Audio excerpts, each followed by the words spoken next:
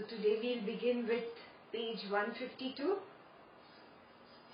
Yeah? Who wants to begin reading page 152?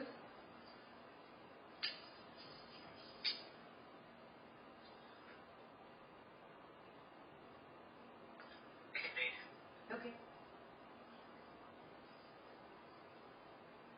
Vasistha continued, O Rama, they who behave like beasts cannot be instructed, but they are being led like animals by the rope of their own mind.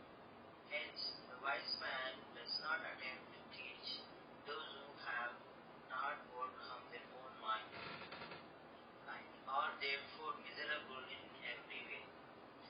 On the other hand, the wise do endeavor to remove the sorrow of those who have conquered their mind and who are therefore right to undertake self-inquiry. Okay. So, here he tells you that any master, any guru, any teacher will not really make an attempt to train somebody whose mind is totally unripe or raw. Yes, you have to be ready to receive this knowledge. You remember we've used the word patrata before? Yeah? Patrata, patra is a vessel. A vessel needs to be like this to be able to hold the water. Yeah? That quality of the vessel is called patrata. If the vessel is like this, how much ever water I put it to it, can it contain it? No. So mind that is raw is not ready to receive this knowledge. How much ever knowledge is poured on that mind, it's of no use. Yeah. So the first paragraph here and also a lot on page 151, which was homework, talks about the same patrata. That you have to be ready to receive this knowledge. Then only will a wise one spend time on you. Then only does a wise one really come and teach you or bring you, take you a little higher. Second line of the first paragraph. The wise man does not attempt to teach those who have not overcome their own mind and are therefore miserable in every way. Yeah? They are totally tamasic, totally lost in this maya of this world and are just not ready to get out of it. A wise one will not waste his time on such a person. On the other hand, the wise do endeavor to remove the sorrow of those who have conquered their mind and who are therefore ripe to undertake self-inquiry. Yeah? Ask yourself, are you there yet? Yeah? Are you ready to undertake self-inquiry? Do you have that in you, that strength in you? It requires a lot of valor, a lot of strength, right? Yeah? To be able to let go of this maya of people, situations and things that grips me from every direction. To drop it and have that virya, that valor. Yeah? That whatever it requires, this is my priority. When your mind is ripe like that, then only will a master spend his time on you. Yeah? We can read ahead now. When objectivity arises in your consciousness, the latter becomes conditioned and limited. That is bondage. When objectivity is abundant, you become mindless. That is liberation. In the middle between the self as the seer and the world as seen, you are seeing sight. Always remaining in this realization. Between the experiencer and the experience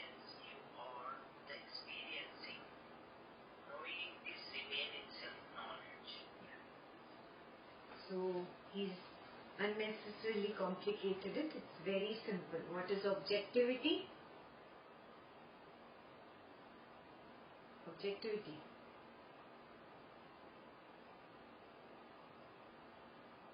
Seeing things. No. Duality.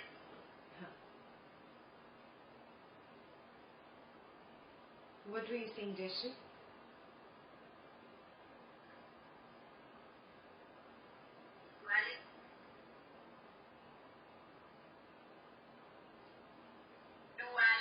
Duality. Okay. Objectivity is all these sense objects. Yeah? Sense of sight, sense of sound, sense of taste. Yeah? All these are objects of the senses. Objectivity is me seeing these objects and getting lost in them and start craving for them, running after them, developing feverishness in the mind and getting lost in this maya. This whole process is objectivity. So, very briefly put, getting lost in the objects of the senses is objectivity. Got it?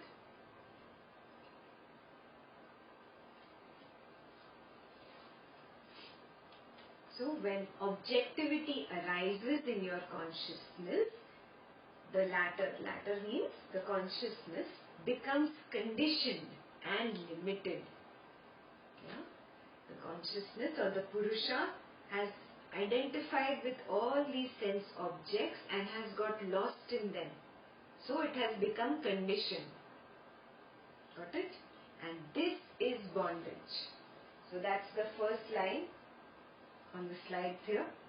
Objectivity arises. Yeah, that leads to the consciousness getting conditioned, and this is bondage. Conditioning means what? I see something, some very beautiful thing, sense of sight. Yeah, that sense object enamors me a lot. I develop a craving for it, then possessiveness happens. Then I possess it, then there is fear that I should not lose it. Yeah, so I'm totally lost in the drama of that object. That started with just the sense of sight. Yeah, now it has become a bondage for me because I'm continuously feverish about this sense of sight object. Yeah, this sense object. Got it? And this feverishness in the mind is called conditioning of the mind. We've done mental conditioning also. Yeah, it forms impressions. These impressions in my mind is conditioning. Yeah. When objectivity is abandoned, you become mindless. I like it. He's so sweet. This is the best way to become mindless. Yeah? No mind. That is liberation. Yeah? When you drop this attachment to that object which was of your sense of sight, or somebody's words are also object of your senses. Yeah? Somebody's praise, somebody's criticism, somebody says I love you, somebody says I hate you. This is all I'm getting lost in objectivity. And the mind gets conditioned. When I drop this objectivity, when objectivity is abandoned, the mind drops. There is no mind, or you become mindless. And that is liberation.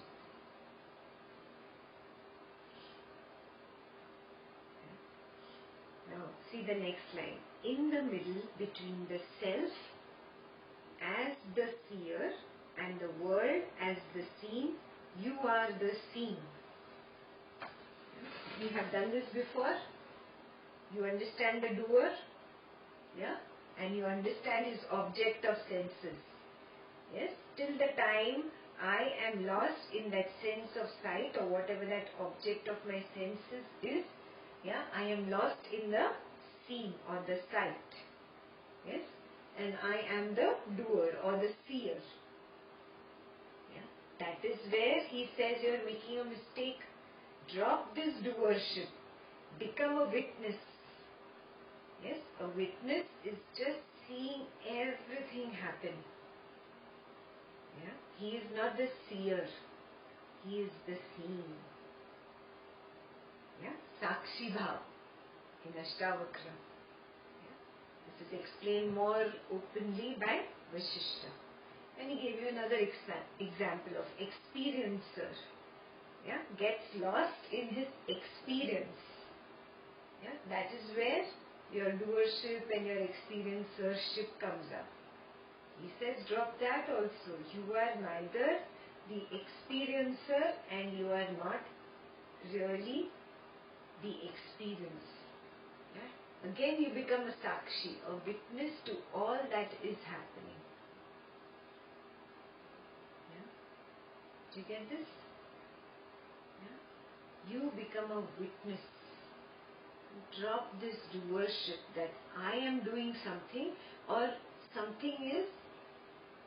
somebody is doing something back to me. Yeah? This is one thing we get into. Why is he torturing me? Why is she torturing me? Or why is God torturing me? You see this? Yeah, we get into that. So he's saying drop this from both sides. You are not the doer and you are not the experiencer. Drop both. You are just the witnessing consciousness that witnesses everything that is happening. And he says it very beautifully, no? Knowing this, you remain in self-knowledge. Yeah? Self-knowledge is Swabhava Jnana. Yeah? You can actually see this now. You can understand this. When I get into doership, then only I get lost in these emotions. Yeah? Why is this happening? Why is this not happening? Worry, doubt, anger, jealousy comes up when I am in doership. When I'm just witnessing everything.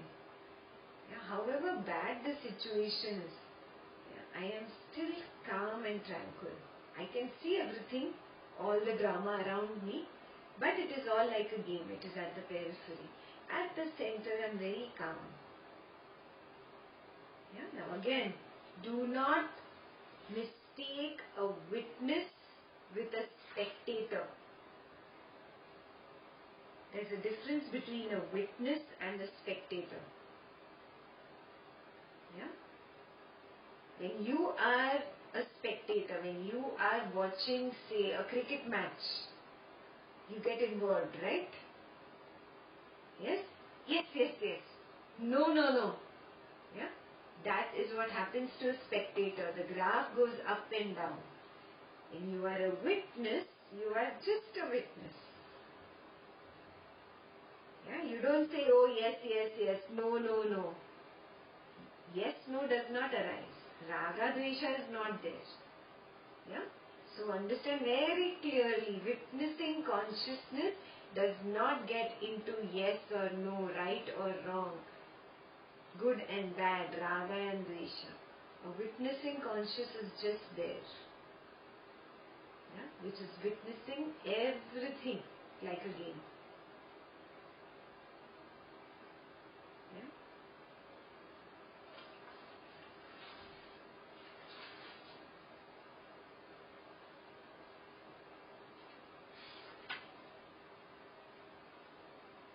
Okay. Now we can go to the next. When abandoning the self, you think of an object, then you become the subject, and thus become the subject of unhappiness. That intelligence, which is other than self-knowledge, is what constitutes the mind. That is the root of sorrow. When it is realized that all this is but the self, there is no mind, no subject, no object, and no thinking. When you think, I am the jiva, etc., the mind arises, and with it sorrow. When you know, I am the self, the jiva and such other things do not exist. The mind ceases to be, and there is supreme bliss. Everything is the consciousness. Everything is the self. Yeah? I am that Purusha. That same Purusha is there in him, in her, in him, in her. in this thing, in that plant, and an animal out there. Yeah? The same consciousness is pervading everywhere. This is the truth. When I don't see this truth, I get lost in objectivity. Yeah? Because now I see objects. Yeah? Now understand, object is also another person. Your most loved one or somebody you totally detest in life. These people are also objects. According to this explanation, a person, a thing that you want to achieve, or a situation, name, fame, become very rich, become very popular, become the CEO of your organization, whatever situations you want. All that is objects. Everything is objectivity. I see all these as objects because I do not see the self in everybody and everything. Got it? That's the first slide. When abandoning this self, you think of an object, then you become the subject. Yeah? Here what happens? You comes first and then I comes up. So there is duality. Yeah? Because I am lost in the object, there is an I. Yeah? The moment I see it's the same self, the same consciousness out there, the same consciousness here, there is no you, there is no I. Both of them drop. Got it? Yeah? So you and I is there because of objectivity. I get lost in the object, and that is why there is the subject or I or the mind. Yeah? Right now, why is I equal to mind? Because that I has got lost in the world.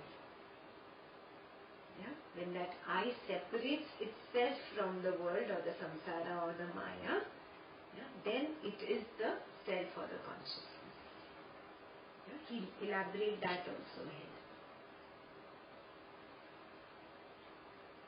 Obviously, when you become the subject and there's I and you, there is unhappiness. That intelligence which is other than self-knowledge is what constitutes the mind. That is the root of sorrow. What is the root of sorrow? That intelligence, which is actually a Buddha intelligence, that actually thinks that everything in this world is real and identifies with the objects of this world. Yeah? That intelligence is the root of sorrow. It is the mind basically. Mind is the root of sorrow. So root of sorrow is the intelligence that looks at other than self-knowledge. Yeah? So your mind is very interested in money, in relationships, yeah, in friends, in objects, in things, the material aspect. It is not interested in self-knowledge. Yeah? That is why it is the root of sorrow. Got it? When it is realized that all this is but the self, there is no mind, no subject, no object, and no thinking even. Yeah, this is a big realization. Everything is self, all is self. When you come to this realization, there is no mind, no subject, no object, no I, no you. This I understand. But there is no thinking even. No thought. Yeah? Thought equals to mind, no? The moment mind drops, thought also drops. Or I should say, when the thought drops, mind drops. Because thought equals mind.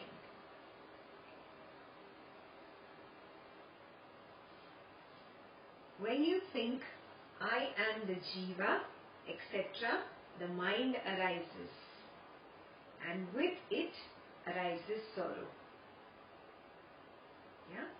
And when you know I am the self, Jiva and other things do not exist. The mind ceases. There is no mind, there is no Jiva. There is just supreme bliss. Yeah. Again and again, Vasistha is just reinforcing this point that the existence of mind is just going to be a root cause of your sorrow. Yeah? So drop thinking. This came up yesterday also in the Ashtavakra session. We keep talking to ourselves in the mind. All day we are talking something or the other. Utter rubbish we might talk. The color of the wall is grey. The sky is blue. Total rubbish it might go on. Unnecessary rubbish it will keep on saying. But it will keep talking. Blah, blah, blah, blah. Have you noticed? This self-talk that we do inside is not normal. Yes, we have come to believe that it is a normal thing. Yeah? That I talking to myself is a normal thing, but it is not normal. Yes, we have to wake up to this, that normal is actually silence here, complete silence. Now you are listening to me. Is this silent? Or is this going on something blah blah, I agree, I disagree, yeah, this happens. No, this does not happen. This is talking, na? This is not normal. We have started believing it is normal. Yeah, because it has got into a bad habit. It's just like an alcoholic. An alcoholic doesn't think that drinking alcohol is bad. He says, oh, it's all good. Yeah, drug addict says, no, drugs are fine. They make me feel very good. I get a high. Yeah, just like that. This is a disease of our mind. This continuous talking and thinking. Yeah, we've come to believe that it is normal. Drop this self-talk. And it is very much possible. The only issue is that you have left the control in the mind's hands. You have to take your life's reins back from the mind. Yeah? And it can be completely shut off. Yeah? So drop this self-talk if you are really doing this. Completely drop. Yeah? Self-talk is not normal. It is really like a disease.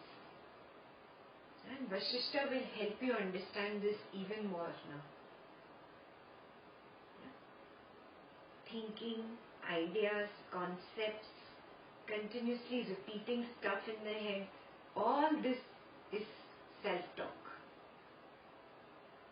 Yeah? Drop, completely drop.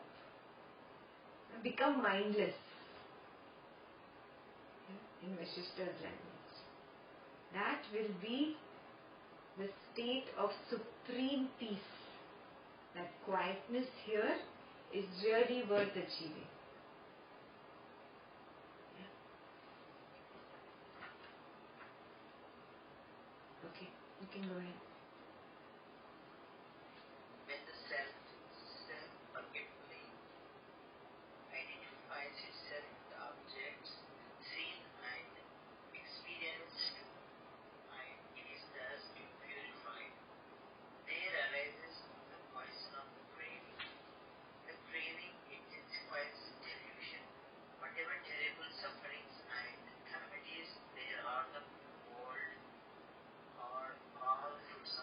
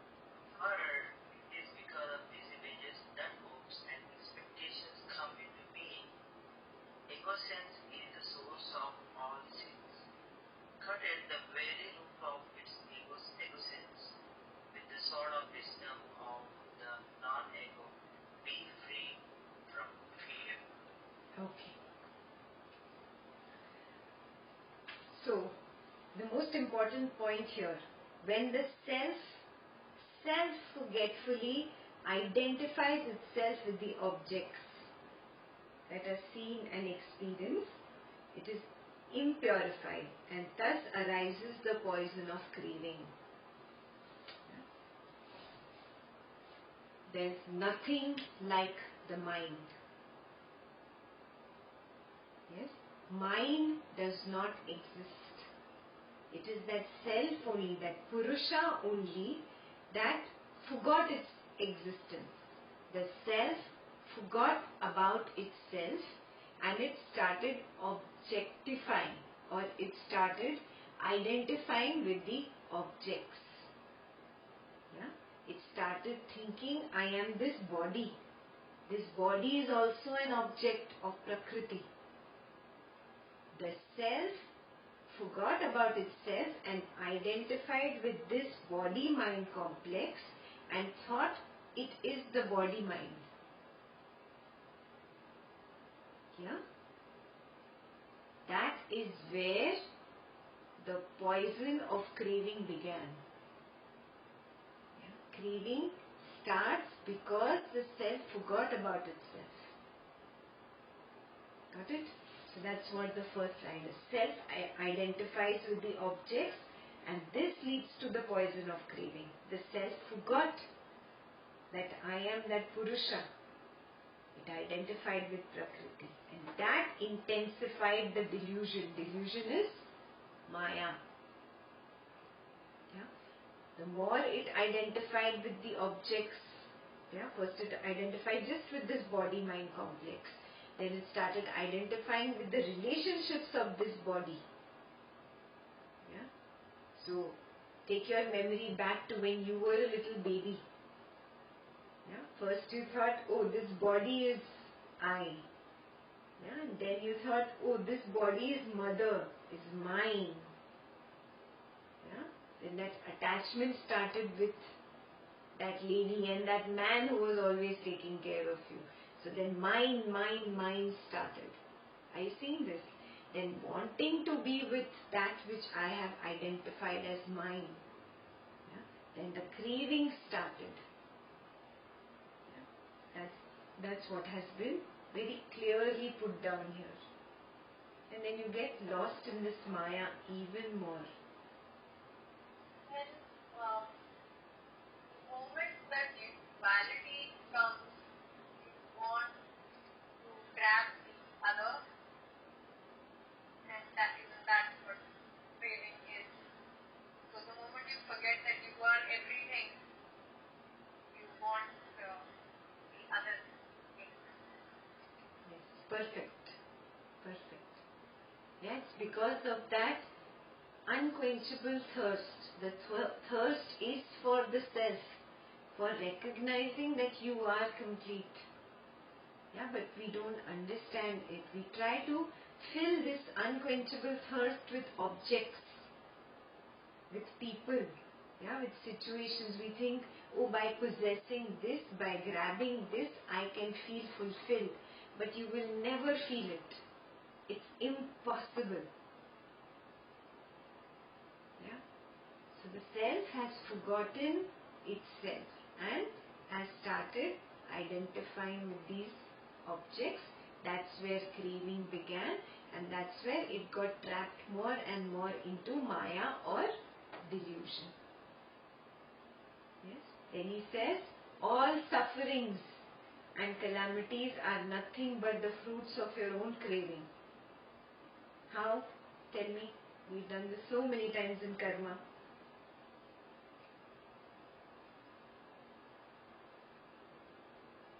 How? Law of attraction. And?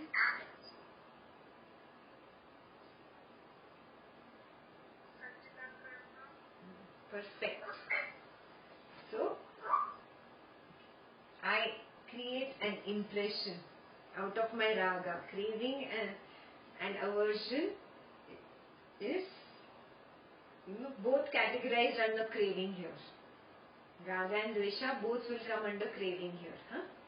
Because even a dvesha, I do not want to see this person's face, is a craving.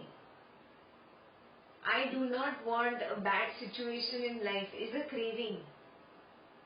Yeah? So understand this. Both raga, dvesha are craving. From my raga or dvesha, I keep creating impressions. Yeah? Someday these impressions are going to fructify, no? It will come back to me. I have thrown these agami seeds. One day these seeds are going to sprout. Yeah? So fruit of your craving is all that suffering and calamities that you go through. Yes, it will definitely come back to you. You cannot say, oh, today I am going to crave about money and money will come back to me. I will be rich. No.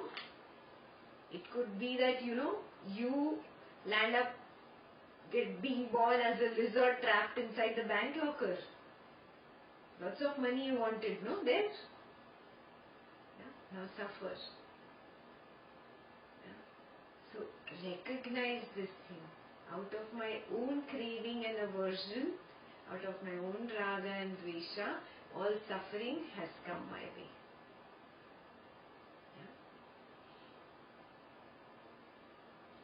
O Rama, remaining unseen and subtle, this craving is yet able to consume the very flesh, bone and blood of the body.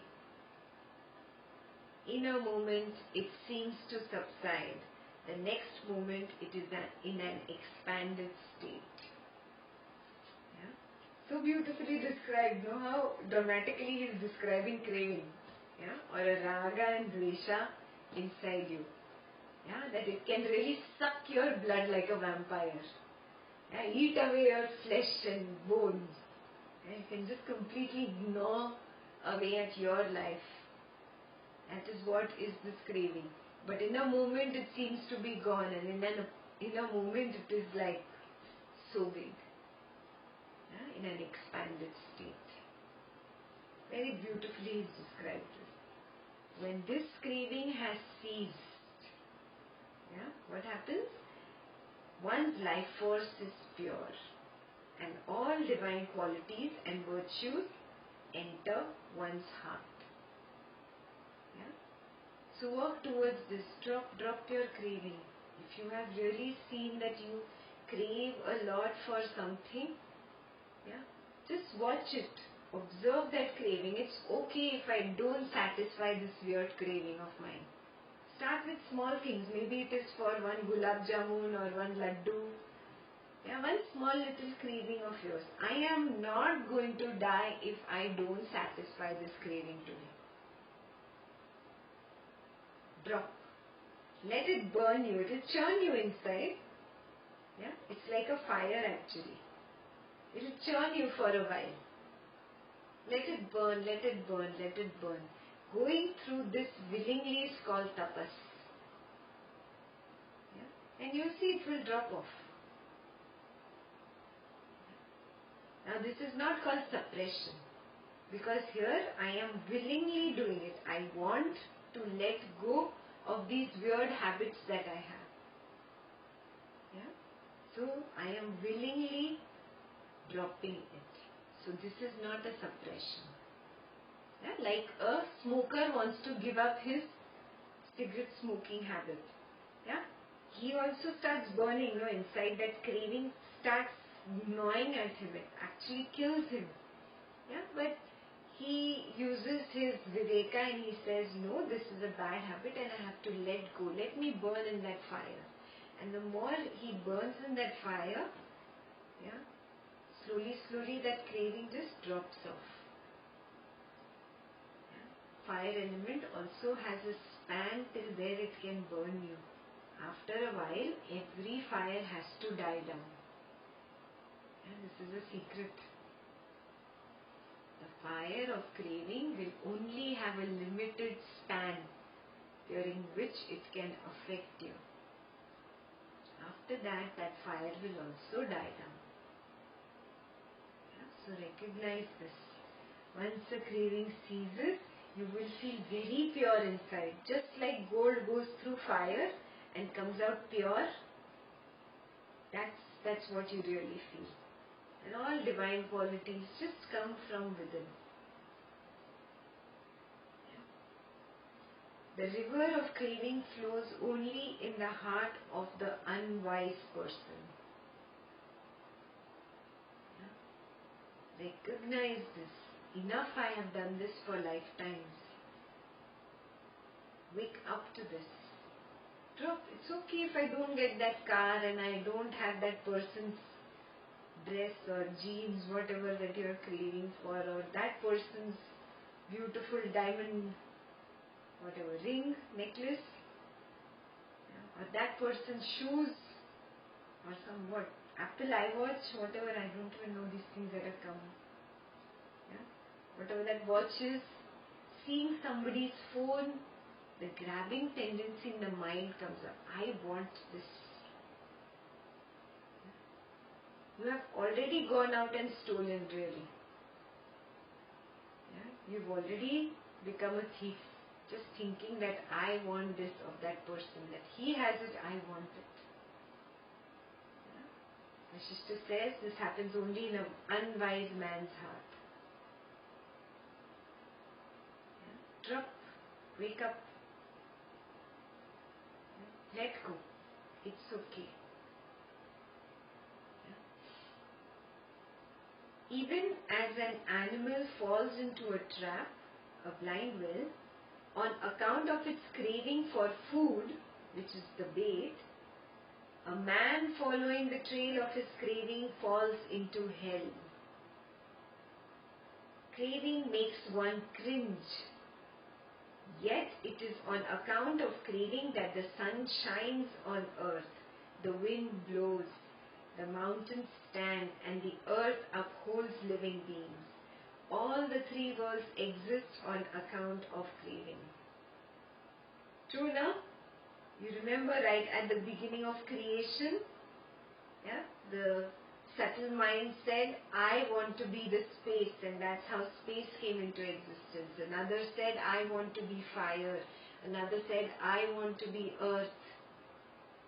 Another said, I want to be this, I want to be that. And that's how everything came into existence. Craving is the root cause of existence. I want. That's how everything, this entire world runs on craving, he says. All the beings in the three worlds are bound by the rope of craving, hard to break. Therefore, O Rama, give up craving. Because it is so hard to break. Vasistha says, therefore you give it up, Rama. You would have not asked Rama to do something easy. Vasistha is asking you the same thing, Give up craving. Drop it. It is hard, but that's what you must do. Give up craving by giving up thinking or conceptualization. Because craving is what? It is nothing but a thought. It is just a thought. And this thought comes into my mind when I see something, when I hear something, when I touch something, when I taste something, or I smell something. As a little baby, when you were just born, you didn't even open your eyes. All you did, your first sense was actually of taste of mother's milk. Sense of taste was the first thing. And then you developed that craving for it. You had not learned how to speak, but you figured it out that if I scream and shout, I will get my milk. Well, it was okay till the time you were a baby, but you kept continuing this habit throughout life. If I scream and shout, I will get what I want to achieve. See how twisted our mind is. It started as such an innocent thing, and where we have brought it. Till today we continue that. I will scream and shout and get angry, and then the other person will give this to me. Isn't that how the mind works now? And see where it started. Yeah? It is all running on craving. It was that first thought that if I cry, I will get my milk. Thought, concept, conceptualization made me crave for something. And that craving is what got me trapped in Maya. So it started with a small little thought. So at the root cause, you pull it out. He says, giving up thinking or conceptualization will help you give up the craving. How? By giving up the I and you. Thought only says, this, I want this. When I see this, I get attracted to this. And then I say, I want this. Second step is I and you coming into the picture. First is the attraction towards that object and a thought about that object. Yeah? So he says, you drop this conceptualization, this thinking. That will lead to dropping the I and you. And that will lead to giving up the craving finally. Yeah?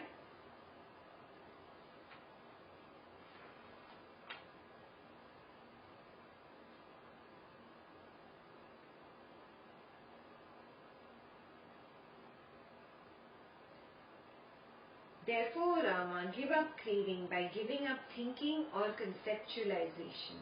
The mind cannot exist without thinking or conceptualization. First, let the images of I, you and this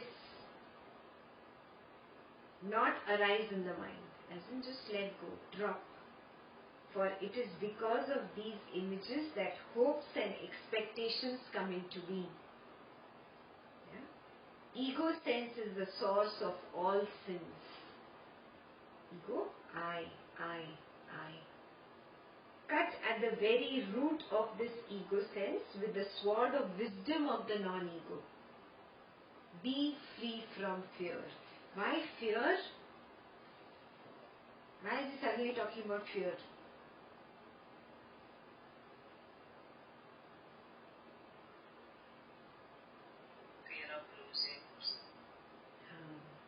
The mind does not want to let go of its false identity, no? That is the biggest fear for the mind. The fear is in the mind, oh, if I stop thinking, how will things run? How will everything happen? Right? Yeah? This fear is coming up in the mind. Yeah? He's saying, drop that. Be free from fear. Cut it right at that ego. Pick up the sword of the wisdom of the non-ego. And cut it completely at its root, because I and you is the root cause of this problem, and I and you is nothing but a thought first. Yeah, so you drop it there only. Give up thinking or conceptualization, and the thought of I and you will drop. That's how you will be able to give up this craving.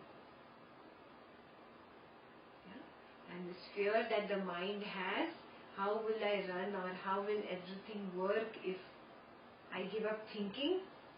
Yeah? Be free from that fear, because your mind is not really thinking. And it is not really doing anything. Everything is happening. Who will read the next page? Page 153.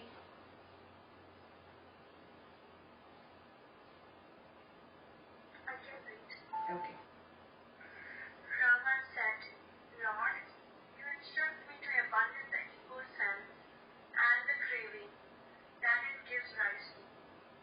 If I abandon the ego sense, then surely I should also give up this body and all that is based on the ego sense. For the body and the life force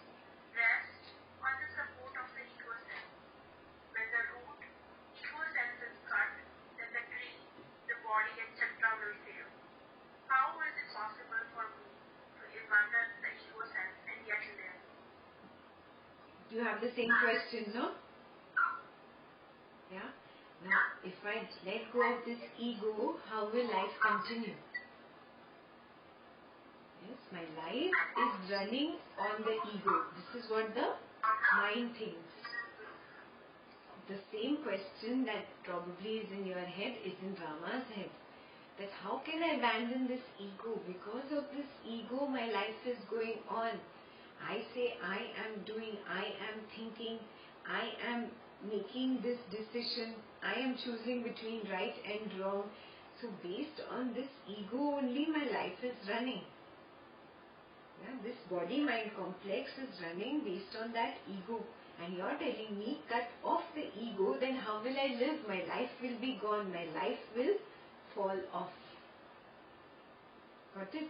So here's exactly the same question which is in your mind. So fantastic, no? Yeah? So let's see what Vasistha answers him.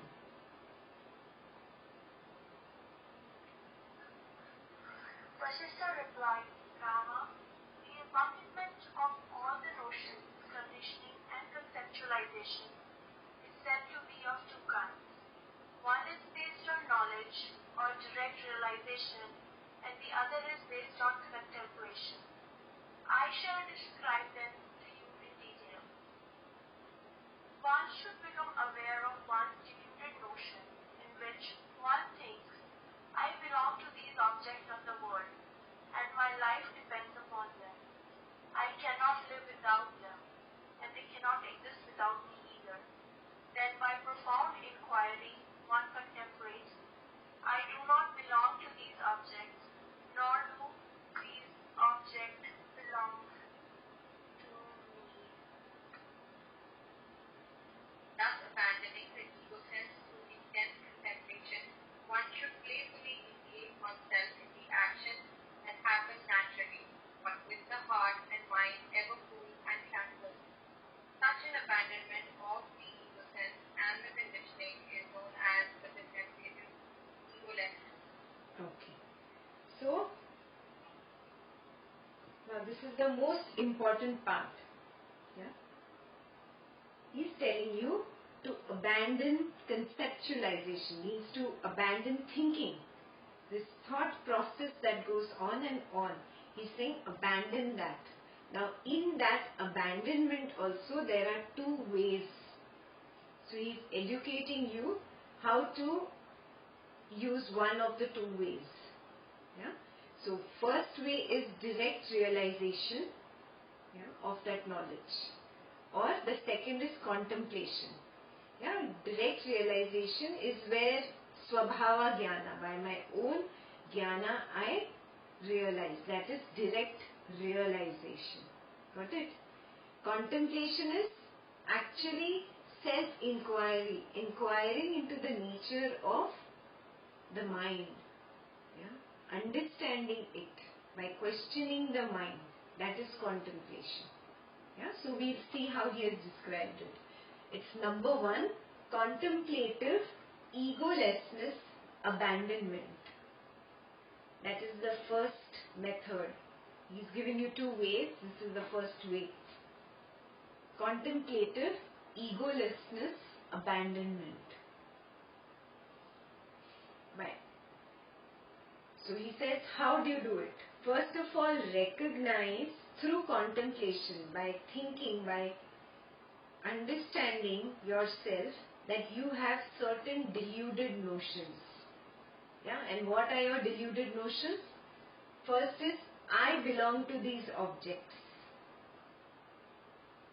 Yeah, object here is a person in your life. Yeah, I belong to my wife, my husband, my child, my mother, my father. I belong to this, or I belong to this particular family. I belong to this particular community. I belong to this particular race. Yeah? Or I am a male or a female. Yeah? All these ideas in the mind, they are all deluded notions. Why? Because they belong to the body, right? I am not the body. So recognize this. It's a delusion. Yeah? It's a deluded notion. You understand notion, no? A thought of, kind of an understanding, a belief that I have is a notion. Yeah? So I belong to these objects is the first deluded notion that we have. What is the second? My life depends on these objects. I feel that, oh, I will not be able to live without this person or that person. But we have all experienced that life is temporary. Yeah? Someday, that person is going to go away. Yeah? Or I might go away before that other person. Yeah? And still life will continue. Even if he or she goes away, your life goes on. Your life does not depend on these objects. This is a deluded notion. Yeah? So, wake up to this. What is the third one? I cannot live without them. Yeah? It is not true. Yes, it is just a delusion of this mind. My mind has fooled me and made me believe this, that I cannot live without him or her or it. Yeah, there are things also you feel, oh, I cannot live without this thing. Yeah. Deluded notion, Maya. And last, they cannot exist without me. So beautifully, Vasistha has put down things. I really admire the way he can actually dissect our mind. They cannot exist without me. Oh, I am not so passionate. I am a very dispassionate person. But he or she cannot exist without me. Yeah? Again, this is a deluded notion, Maya. So first step is recognizing I have all these deluded notions. What is the second step? With profound inquiry, contemplate. What do I contemplate? I do not belong to these objects and these objects do not belong to me. Yeah? This is your homework. First, recognize that you have these 4 deluded notions. Write them down. You really feel this about this person. You really feel like this about this thing. I cannot live without this thing or this situation. Yeah? I cannot live without $1 million in my bank. Yeah? Whatever deluded notions you have. Write them down actually. Contemplate. Yeah? So that's your first homework. Write down those examples of these 4 deluded notions. Second part of the homework, or homework number 2, is you recognize this. Really? Is it that I'm going to die without it? Do I really belong to these objects? You contemplate about it. Yeah, now people also fall under objects. I am saying this repeatedly. Yeah? I do not belong to these objects and these objects do not belong to me. If it helps, write it down. Yeah?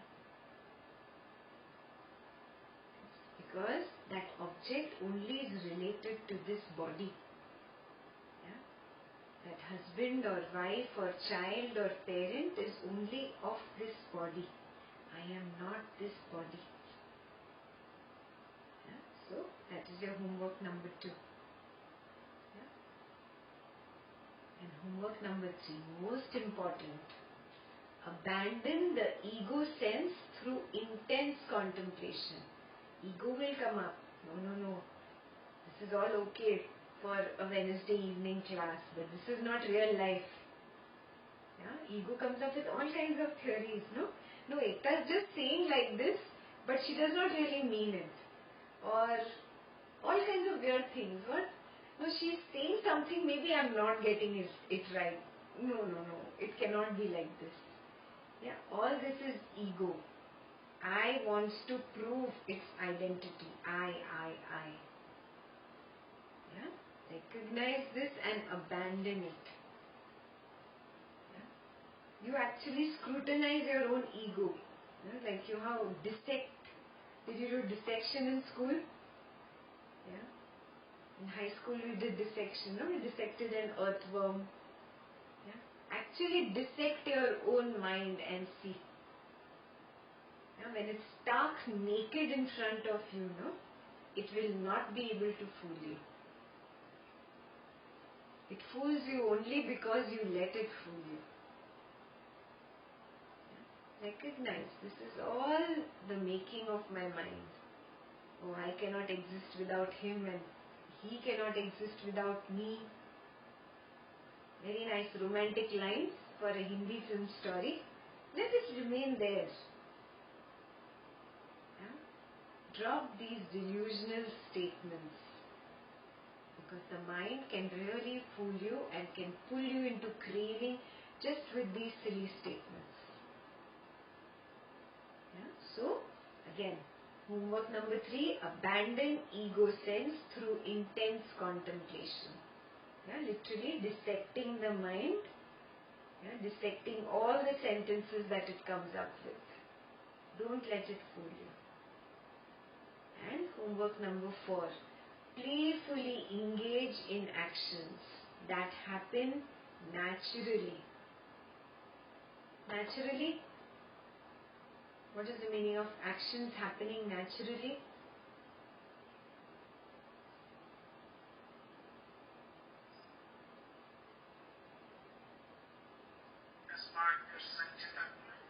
Perfect. Because of my karma and because of the play of elements, certain actions will come my way. Yes? I just do whatever comes my way.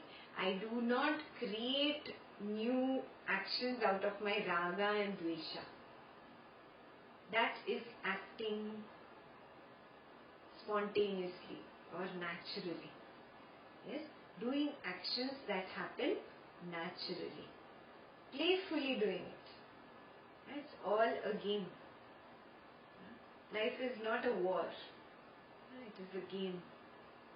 Till the time you are struggling with life, yeah, your mind will exist, craving will exist, and you will be lost in this maya of sukha and dukkha.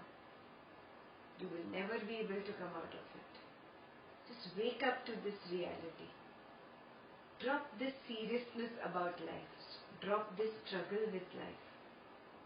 Yeah, playfully, just like a game. Happily go through life. Yeah? With a heart and mind ever cool and tranquil. Yeah? That's how you go through life. This is homework number 4. This week, whatever I do, I will do playfully, like a game. Yes, every little action, even if it is the most difficult situation in life, doesn't matter. Yeah? Just like a game. I have been given the role of Ekta, yeah, and I will play that role of Ekta. Yeah? And it's only a role, it's only acting at the periphery. At the center, I know, yeah, that all this is a game. This is not real. That's how you do this homework. Yes?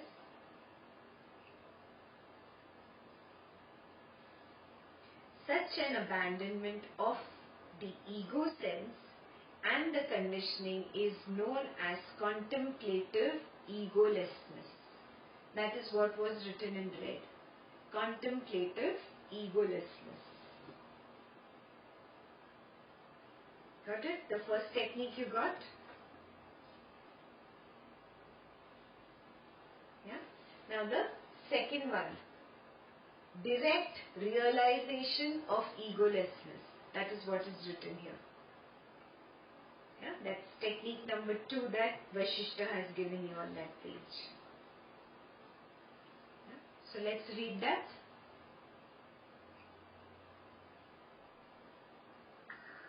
When there is knowledge or direct experience of the non-dual truth, one abandons the ego self.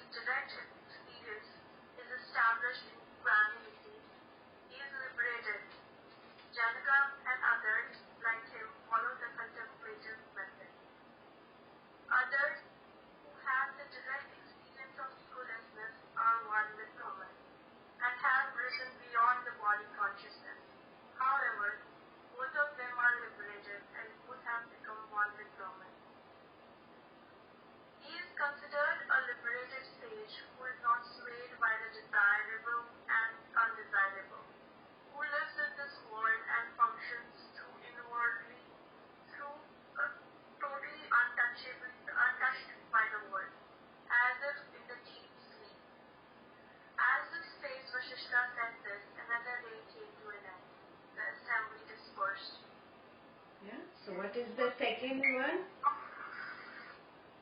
By experience of the non-dual truth. Non-dual is Advaita. Yeah? This I and you is duality. No? By that inner realization, by my Swabhava Jnana, yeah, when I experience this, this I and you is false. This Dvaitam is false. It is just because of the existence of the mind. I drop the mind and I get established in Advait. Yeah? That is an inner realization that happens.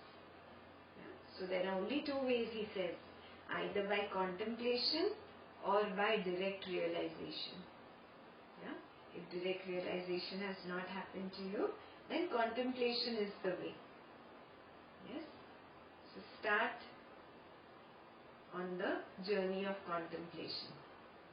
Start actually thinking about this rather than thinking about why he said this and why she said this and where can I go shopping for this thing and where can I buy that. Drop all these unnecessary chit-chats, self-talk in the mind and contemplate.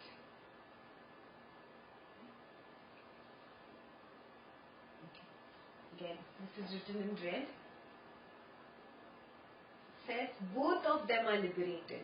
The one who goes through direct realization is also liberated. The one who goes through contemplation also. Both are liberated. Yes? And have become one with Brahman. Yeah? With the Brahman consciousness. Though he will be living in the body still. Yeah? He is still liberated while living in the body. They are not swayed by desirable and undesirable. What is desirable and undesirable? Ragas and dveshas. Ragas and dveshas. They are not swayed by ragas and dveshas. Means the graph does not go up and down at, at just some raga, he's super excited, or some dvesha, super depressed. This does not happen. There is sambhava, equanimous intellect, sambhava in liberated yogi. They are not swayed by desirable and undesirable, and they are untouched by the world and live as if in deep sleep. Yeah? Deep sleep here does not mean unconscious. It has a very beautiful meaning. We've discussed this before, no? It's like when you are actually lying down and sleeping, when you are in the dream state, you are so agitated. Your emotions go up and down, up and down. If you see a ghost in your dream, in your nightmare, you actually start sweating. You see something very happy, very nice, it starts affecting your body. So in a dream state also, the graph goes up and down. Only in the deep sleep state is the consciousness completely calm. It's unmoving, it's stable, but it is unconscious. You are unaware. In the state of liberation, it is similar to deep sleep, but you are completely aware. You are completely conscious. That's the beauty of this. When you are liberated, you are walking and talking, you are doing all your actions, but they are all at the periphery. Everything is at the periphery. In the center, you are very calm, relaxed and stable as if in deep sleep. Think about this. Think a little about this. So I've given you a lot of homework on contemplation. See that you sincerely do this homework. Next 2 pages. Actually next 1 page. Page 154. is not very complicated. Yeah? Only the first paragraph is a little complicated. I will just do the first paragraph with you and I'll let you read the rest of the page. Yeah?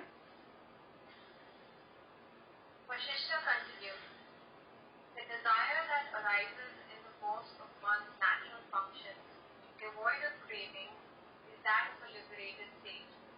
But that desire which is bound up with craving for external objects is conducive to bondage. However, when all ego-based motions have ceased in one's heart, the attention that is directed naturally is also the nature of the liberated. That which is afflicted by contact with external objects is the craving conducive to bondage. The non-volitional desire, which is unaffected by any object, is liberation. That desire which existed even before contact with the objects exists even now and forever. It is natural, therefore sorrowless and free from impurity. Such a desire is regarded by the wise as free from bondage. So, understand what this means. He's telling you there are two types of desires. Yeah? Nobody told you. Even Lord Krishna did not specify this in the Bhagavad Gita. Ashtavakra just once mentioned it, that there is a difference between an intention and a craving. Yeah, and he left it at that. But first time, actually Vasistha has dissected it into two categories. Yeah? So there are two types of desire. One desire that leads definitely to craving and bondage. And the second kind of desire, yeah, which is free from bondage. So what is written here on the top in red is desire which is free from bondage. And here this column is desire that is bondage. Got it? These are the two columns. Desire that is free from bondage and desire that is bondage. So let's look at the first one. What is desire that is free from bondage? The desire in course of one's natural functions. Natural functions. If I have a desire, I want to drink water. There is a thirst. It's a natural function. I pick up the glass of water, I drink, and I put this aside. Yeah? This action happened because of desire.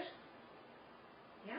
But does this desire of drinking water create karma?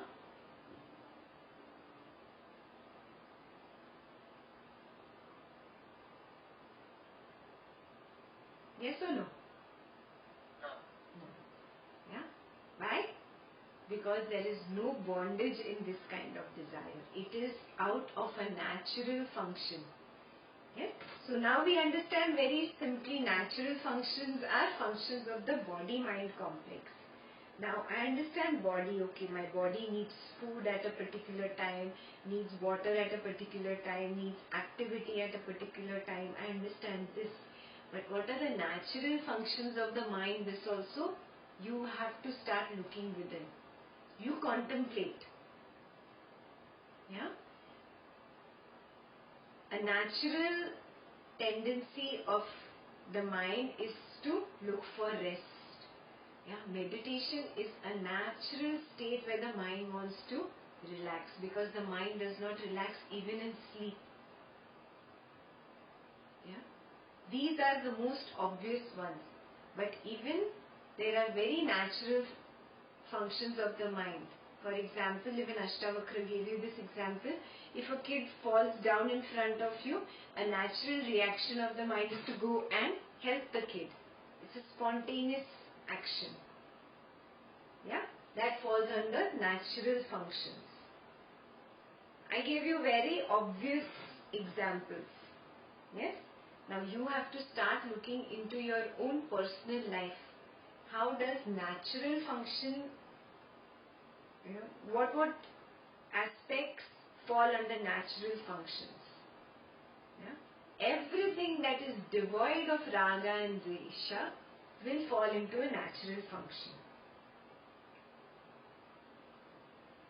Yeah?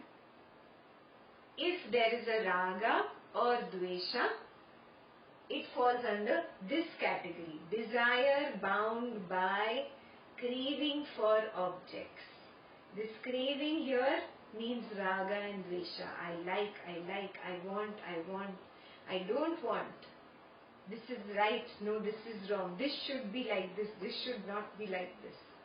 If your thought or your action has a like or a dislike or want or not want and should be and shouldn't be, it falls under this desire. The desire related with bondage. Got it? Yeah, very clear the first one is. Yeah.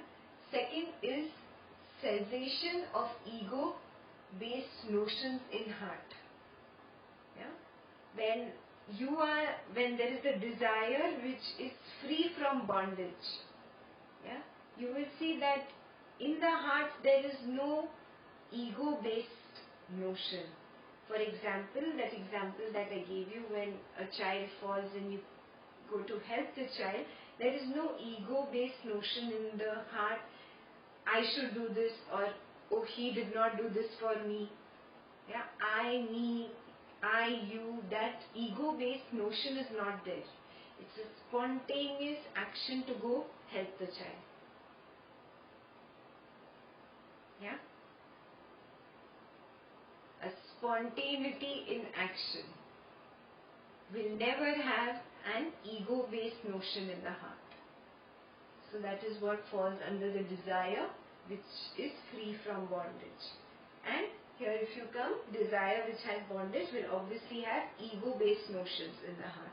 What is an ego-based notion? For example, possessiveness. I want this. I want that car only. I want that necklace. Or I want that person's shawl. I want that person's things. Ego-based notion. Yeah, simple. Raga, dvesha falls under this side. Here. The next is attention is directed naturally.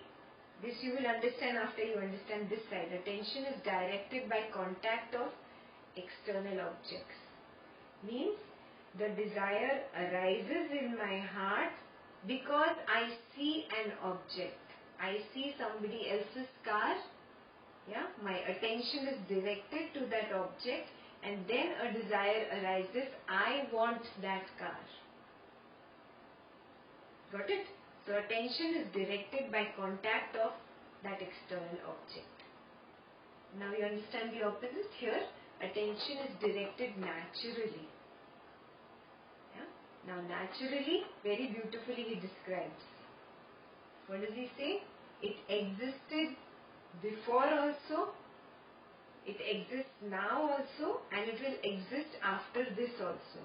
Means, for example, the desire to drink water, yeah, has got nothing to do with this object. This is my object, water, the glass of water. It has got nothing to do with the object. This desire to drink that water was there even before seeing the object. It is there now also, and even after I drink the water and I keep it down, even later it will still come up. This is naturally. Attention is directed naturally, not out of raga and dvesha of that object.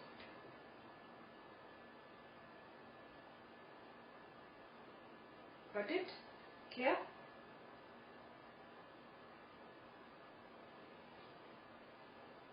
Yeah. Volitional means voluntary. Yeah. Voluntarily I look at an object and I want it or I don't want it. So you understand volition? The opposite here is non-volitional desire. It is unaffected by objects. Yeah. A desire to just keep everybody happy. It's not got anything to do with who the person is, whether the person behaved good with me or bad with me in the past. No. Yeah? Just a desire to do seva, yeah, is an example. Non-volitional desire, unaffected by objects. It does not matter whether I get that appreciation from that seva. It does not matter if those people were good with me or bad with me. It doesn't matter what the seva is. Yeah? A non-volitional desire is there, unaffected by objects. Yeah? Your thirst for enlightenment actually falls under this. It is an innate desire to become one with the Brahman consciousness or the Purusha. Yeah? It is a non-volitional desire. It existed before also, it exists now also, and it will exist later also. It has got nothing to do with the existence of the object right now in the present moment. So there we come to desire existed even before the contact with the object. It exists now and it is forever. It is natural. That is the desire that actually liberates you. And this is the desire that actually is bondage.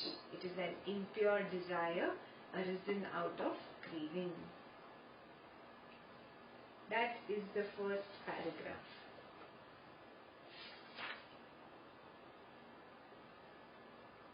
Complicated, no? Kind of? Yeah, but I hope this simplified it for you. After that, the rest of the page is pretty simple. If you've understood this table, this division between the two desires, yeah, a desire that liberates you and a desire that is actually a bondage. Two types of desires. Yeah? So homework number 5, I think, right? Homework number 5. Every desire that comes up this week, you see where it falls. Does it fall under liberation or does it fall under bondage? It's very simple. If there's a raga and dvesha, it will fall under this category. I want or I don't want. I like, I don't like. This should be, this shouldn't be. Yeah? But if it is a very natural thing, very naturally, just happening, yeah? A spontaneous thing in you, yeah? It falls under desire of the one that liberates you. Clear? Yes? So your homework is to read the rest of page 154 and the story on page 155. It is a one-page story. Page 155 is a very short story. Yeah, the story of Punya and Pavana. It's a one-page story. Complete that story, page 155.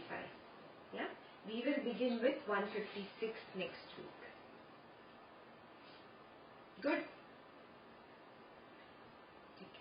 So I'll see you next Wednesday. Yeah, Jai Gurudev.